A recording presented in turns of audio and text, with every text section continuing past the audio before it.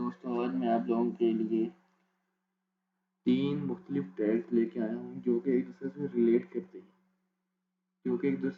करते हैं। अगर मिसाल के तौर पे इन टैग्स का काम असल में ये होगा कि आप लोगों ने कोई भी डिफाइन लिखनी है, जैसे कि डिफाइन की एक स्पेसिफिक हेडिंग होती है। जैसे कि आप लिख लेंगे डिफाइन सॉफ्टवेयर, तो डिफाइन सॉफ्टवेयर जो है वो एक अलग लाइन में ऊपर बड़ी हेडिंग करके लिखा जाएगा, ये उसकी हेडिंग होगी, और जो उसकी सॉफ्टवेयर की डिफाइन होगी वो नीचे लिखी जाएगी।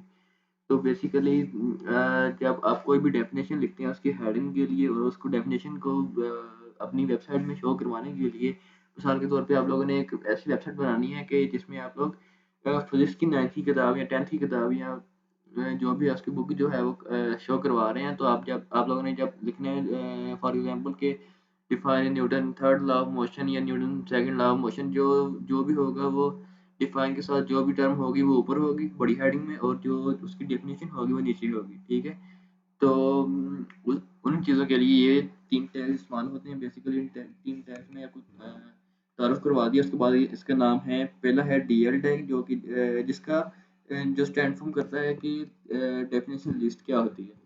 तो उसके बाद दूसरा टैग है जी हमारे पास डी टी टैग, जो कि define and definition list definition term को डिफाइन करता है। तो तीसरा है डी डी के नाम से, जिसका स्टैंड फॉर है कि डिस्क्रिप्शन डाटा। पहले का है डिस्क्रिप्शन लिस्ट, दूसरे का है डिस्क्रिप्शन टर्म, तीसरे का है डिस्क्रिप्शन डाटा। तो आइए चलते हैं प्रैक्टिकल की तरफ। तो सबसे पहले मैंने ये आप लोगों के सामने यहाँ पे एक फाइल जो है वो सेव करके रखी हुई है, DL DT और DD डॉट HTML के नाम से। तो इधर बेसिकली मैं HTML का डॉक्यूमेंट एक बना लेता।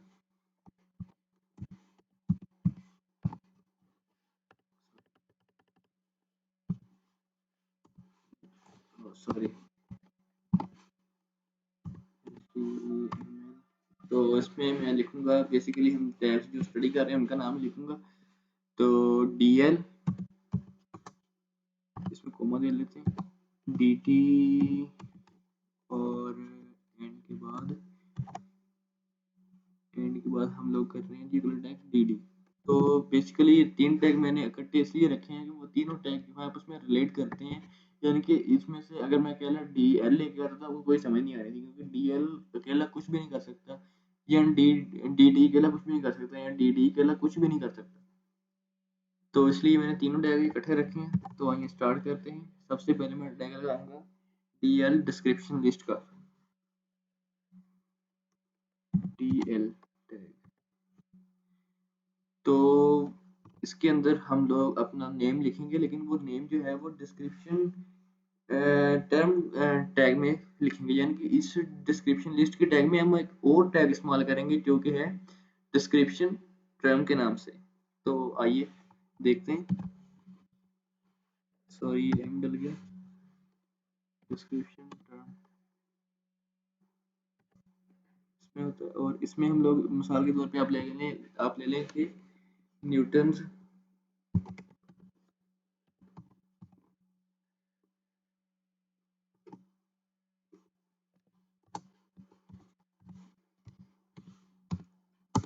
Third law.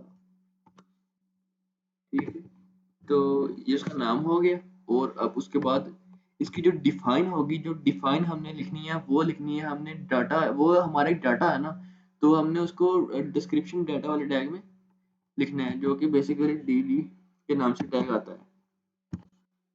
तो इसकी डिफाइन में लिख देता हूँ इधर,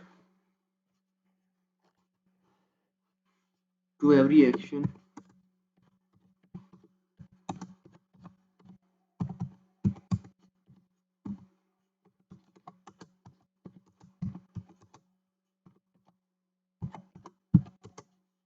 इक्वल बट ऑपोजिट रिएक्शन।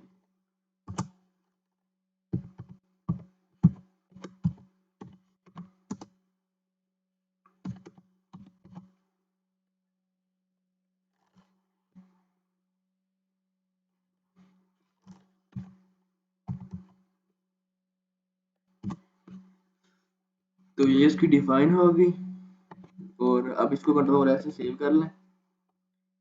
तो चलें इसका रिजल्ट जो है वो देखते हैं।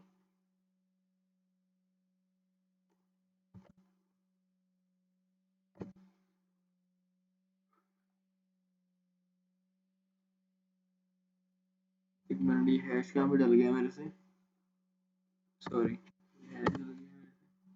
इसको सेव कर लें और इसको शो करवा। ये आप लोग देख सकते हैं कि मैंने कहीं भी जगह यहाँ पे BR tag, line breaker tag को कहीं भी इस्तेमाल नहीं किया, ठीक है। ये सिर्फ इन टैग्स की मदद से हुआ है कि DL टैग ने जो है वो इसको अलग-अलग कर दिया है। इसकी टर्म्स जो है वो टर्म्स यानी कि नेम को मैंने ऊपर ये DT टैग में लिखा है, जो कि डाटा टर्म के नाम से आता है, टैग डिस्क्रिप्शन टर्म के नाम से। और DD जो टैग है वो बेसिकली डिस्क्रिप्शन डाटा यानी कि इसकी मेन डिफाइन या मेन उसका जो चीज़ है उसके लिए आता है।